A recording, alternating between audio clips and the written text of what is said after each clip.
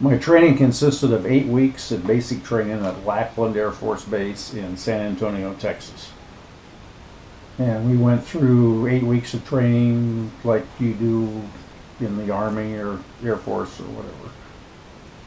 Exercises and marching and bivouacking and shooting guns and that kind of stuff.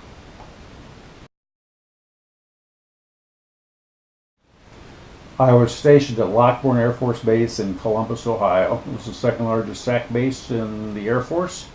And when I first moved down there, I lived in the barracks for several months before I brought my wife down.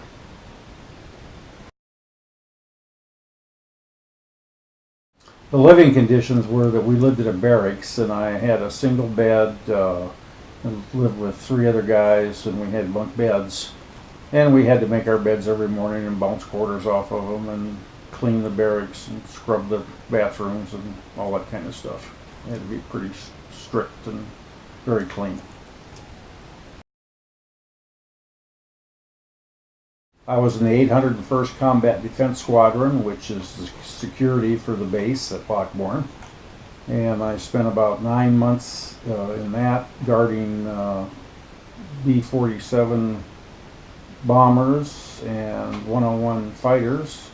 And then I went into the Canine Corps, which entailed handling a sentry dog and guarding the airplanes and the runways.